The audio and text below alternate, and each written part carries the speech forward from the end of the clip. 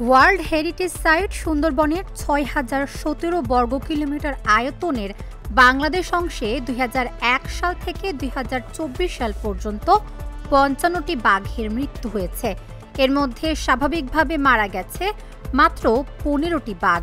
লোকালয়ে ঢুকে পড়া ১৪টি বাঘকে পিটিয়ে মেরেছে স্থানীয়রা। ২০০৭ সালের সুপার সাইক্লোন সিডোরে মারা গিয়েছে একটি বাঘ ও বাকি ২৫টি বাঘকে মেরে ফেলেছে চোরা শিকারীরা। বিশ্বব্যাপী জলবায়ু পরিবর্তন, বৈশ্বিক উষ্ণায়ন ও সমুদ্রপৃষ্ঠের উচ্চতা বৃদ্ধির ফলে ২০৭০ সালের মধ্যে বাংলাদেশে বাঘের জন্য কোনো উপযুক্ত আশ্রয় থাকবে না। এ অবস্থায় হারিয়ে যেতে পারে সুন্দরবনের রয়্যাল বেঙ্গল টাইগার। ২০১৮ সালের জরিপে সুন্দরবনে বাঘের সংখ্যা ছিল ১১৪টি।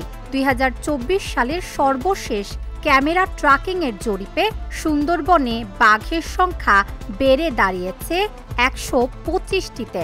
একের পর এক বনদস্যুদের আত্মসমর্পণ ও কঠোর নজরদারির ফলে বাঘ নিধন কমে এসেছে। ৮ বছরে সুন্দরবনের বাঘের সংখ্যা বেড়ে দাঁড়িয়েছে ১১টি।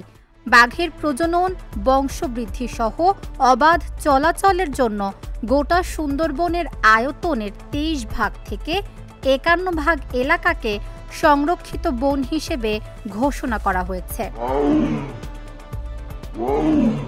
সুন্দরবনের বাঘের সংখ্যা আরও বাড়াতে আবাসস্থল, খাবার ও নির্বিঘ্ন প্রজনন ও নিরাপত্তা নিশ্চিত করা প্রয়োজন বললেন এই শিক্ষক।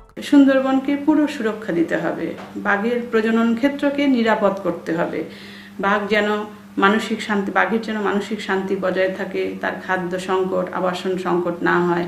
এবং আরেকটা বড় কথা, যারা কিছু বনজীবী আছে, বাওয়ালি, তারপরে মধু সংগ্রহকারী, কলপাতা সংগ্রহকারী, এরা পুরোপুরিভাবেই সুন্দরবনের উপর নির্ভরশীল তাদের জীবিকার জন্য। তারা যখন তখন যে বাঘের শান্তি বিঘ্নিত করছে, হ্যাঁ, এক্ষেত্রে আমরা মনে করি যে তাদের জন্য আলাদা একটা পেশার ব্যবস্থা করা উচিত, যাতে সুন্দরবনে তারা না ঢুকতে পারে। এছাড়াও সুন্দরবনের মধ্য দিয়ে যে সমস্ত নদী নালা আছে সেগুলোতে ভারী ভারী যানবাহন চলাচল করে, হ্যাঁ, তেলবাহী জাহাজ চলাচল করে। কোনবার একটা তেলের জাহাজ ডুবে গেল। এক্ষেত্রে তো সেই যে ম্যানগ্রোভ ফরেস্ট, তার তো পরিবেশ বিঘ্নিত হচ্ছে। এই যে প্রাকৃতিক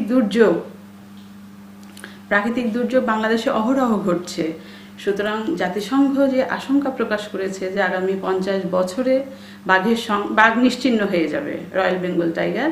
সুতরাং আমরা মনে করি যে এই প্রাকৃতিক দুর্যোগ এটা ফেস করে বাঘ টিকে আছে। সুতরাং সুন্দরবনে বাঘের সংখ্যা, বাংলাদেশের অংশে বাঘের সংখ্যা কখনোই নিশ্চিহ্ন হবে না। এবং সরকারকে পুরোপুরি একটা সুনির্দিষ্ট পরিকল্পনা নিয়ে এগোতে হবে এবং সেটার কঠোর প্রয়োগ করতে হবে এবং তার বাস্তবায়ন করতে হবে। বাঘকে সুরক্ষা দিতে হবে এবং তার প্রজনন ক্ষেত্র নিরাপদ করতে হবে। চোরা শিকারীরা অধিক মুনাফার আশায় বাঘ হত্যা করে অঙ্গ প্রত্যঙ্গ, চামড়া, হাড়, দাঁত ও নখ দেশের বাহিরে পাচার করছে।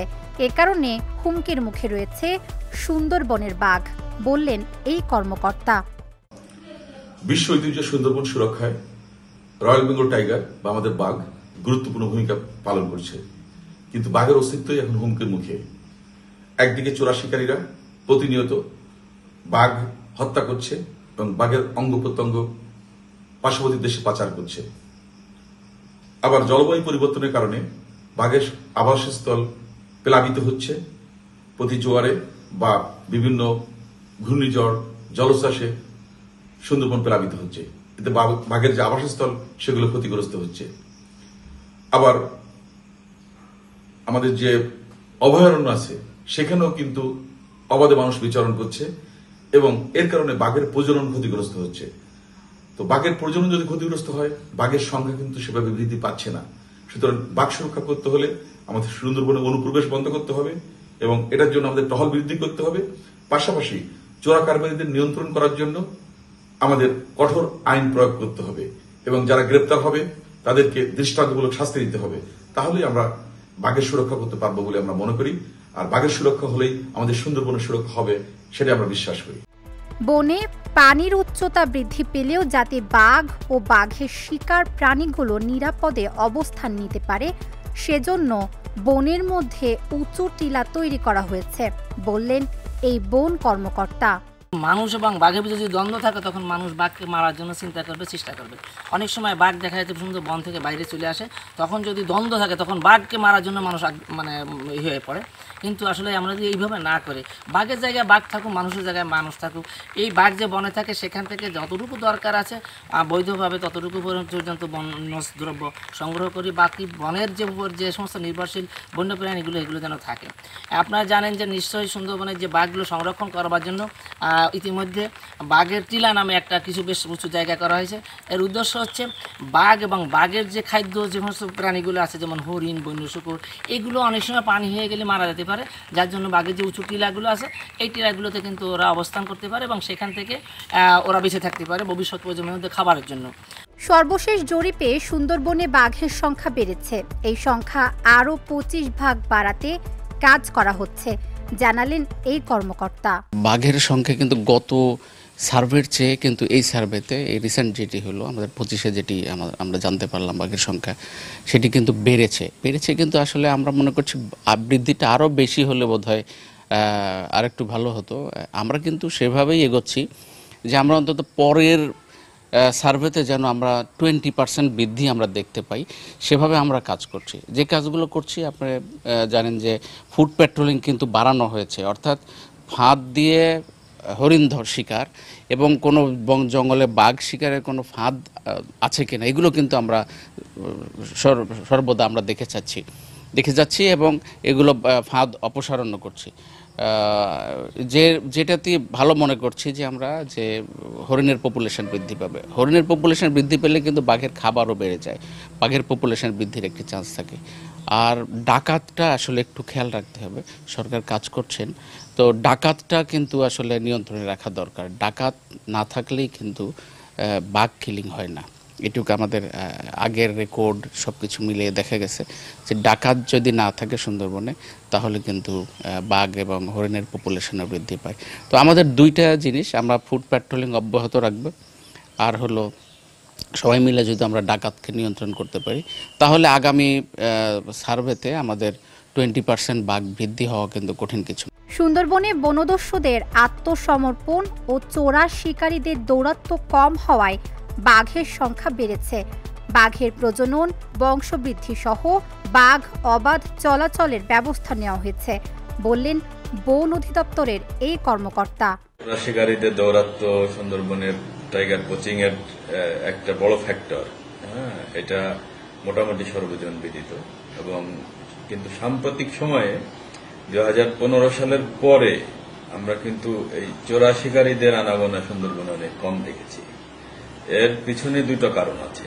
একটা হচ্ছে সুন্দরবন সংলগ্ন এলাকায় আমরা ব্যাপক গণসচেতনতা করেছি, আমরা ভিলেজ টাইগার রেসপন্স টিম করেছি, যাতে এই ধরনের কোনো তথ্য পাওয়ার সাথে সাথে হটলাইনে তারা আমাদেরকে জানিয়ে দিতে পারছে, এইটা একটা। আর সেই সাথে টাইগার কনজারভেশন এবং টাইগার প্রোটেকশনের জন্য ফরেস্ট ডিপার্টমেন্টের পাশাপাশি অন্যান্য যেসব আইন শৃঙ্খলা বাহিনী আছে, বিশেষ করে র্যাব এবং কোস্টগার্ড, তাদেরকে আমরা সাংঘাতিকভাবে ইনভলভ করতে পেরেছি। টাইগারের বিচরণ এবং টাইগারের হ্যাবিটেটের জন্য আপনারা জানেন যে সুন্দরবনে আমাদের অভয়ারণ্য ছিল 3টা। সেই 3টা অভয়ারণ্য সুন্দরবনের 23% ছিল। গত জুন মাসে সরকার এই অভয়ারণ্য বাড়িয়ে প্রায় 51% করে ফেলেছে। তার মানে সুন্দরবনের দক্ষিণাংশের টোটাল সুন্দরবনের দক্ষিণাংশের অর্ধেকই প্রায় এখন অভয়ারণ্য। সুতরাং এই অভয়ারণ্য ডিক্লেয়ার হওয়ার পরে আমরা কিন্তু অভয়ারণ্য ব্যবস্থাপনায় এখন আমরা যাব। সুতরাং এই ক্ষেত্রে টাইগারের জন্য আপনার বিচরণ নিরাপদ হবে, টাইগার যে আপনার প্রোডাকশন, টাইগার যে কাবগুলো হবে তাদের সংরক্ষণ এবং তাদের প্রোডাকশনও নিরাপদ হবে। এই দুইটা জিনিস যদি নিরাপদ হয় তাহলে দেখবেন যে হয়তো অদূর ভবিষ্যতে সুন্দরবনের টাইগার হয়তো এখানে আমরা দেখতে পাবো। বিলুপ্তপ্রায় বাঘেদের জন্য বনে নিরাপদ পরিবেশ তৈরি করতে হবে। সুন্দরবনের বাঘ ও মানুষের দ্বন্দ্ব মিটিয়ে বাঘ সংরক্ষণে সকলকে এগিয়ে আসতে হবে। Dhaka journal, news desk.